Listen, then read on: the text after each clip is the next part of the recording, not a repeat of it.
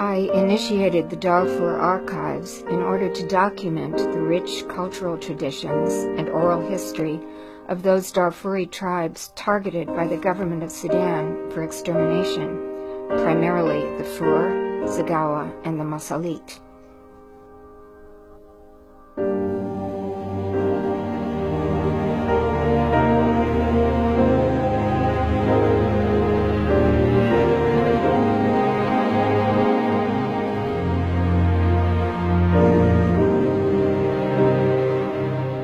In 2003, Sudanese President Omar al-Bashir and his cabal launched a merciless campaign of destruction upon the non-Arab tribes of Darfur. Al-Bashir is still in office, and he is wanted by the ICC for war crimes and crimes against humanity, including the murder, rape, and displacement of millions.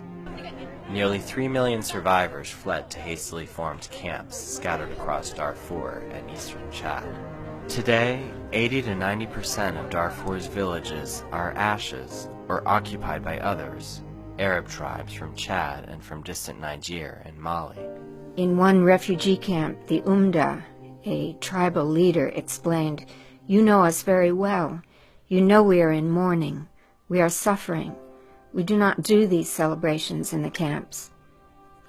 I made it clear that I understand that they are suffering, and that this project is born of my deepest respect for them. I know something of the atrocities they have endured, and the injustices and deprivations they continue to face each day. I also respect what was once theirs, the traditions that were inseparable from their identity, which marked the most important passages in their lives and within their lost communities. The archives must exist for the children who are growing up in deplorable camps and amidst violence. It is for them and for the children of Darfur who otherwise may never know their own heritage.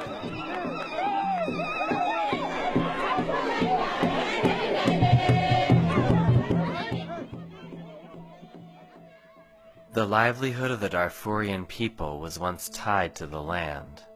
The Fur and the Masalit people are agriculturalists, the Zagawa, herders. Young people who know only life in the camps will not know the agricultural methods when peace finally comes and they can return to their land, nor will they know their own rich cultural traditions. I pledged to the refugees that when, one day, peace comes, there will be a museum in the middle of Darfur, a place where the young people can go to reclaim what is theirs. I then told them I would be at a designated spot at the edge of the camp every day for a month.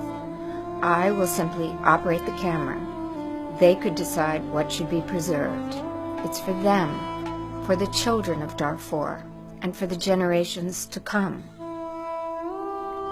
In the thousands they came each day, and they brought forth their treasures. I have filmed some 35 hours of songs, dances, celebrations of coming of age, marriage, planting, harvesting, visiting neighboring villages, children's stories, mourning and honoring the dead. The elders shared their memories and the stories told to them by their grandparents. We have gone back 300 years. Kining fukuran tale, te na ting balat ko. Pokoy balat tanda ko kadam negero.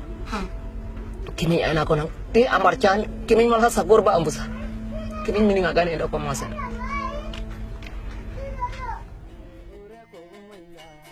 The refugees took over this project as their own, which of course it is.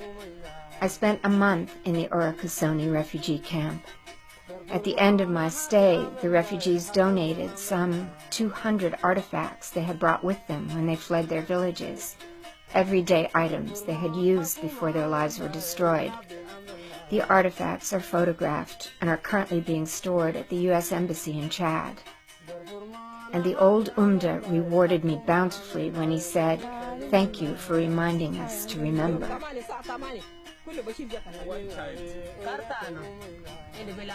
It is bewildering that no one has done this for the people of Darfur. Traditions in Darfur have been passed through the generations orally, When the ways of conveying traditions break down completely, the culture is lost. The project has in so many ways exceeded my goals. I could not have anticipated such wholehearted support from the refugees. But at least one more trip back to the refugee camps will be necessary in order to form a complete archive. I'll need to visit other camps in another part of eastern Chad in order to film the people of North Darfur, where the traditions are different.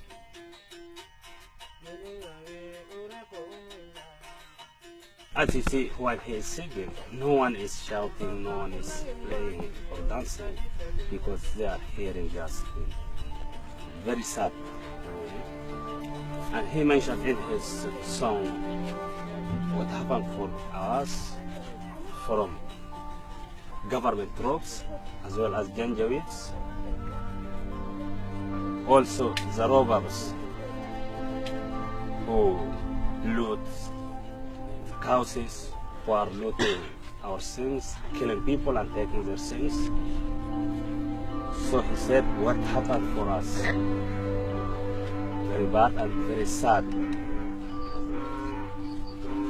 It isn't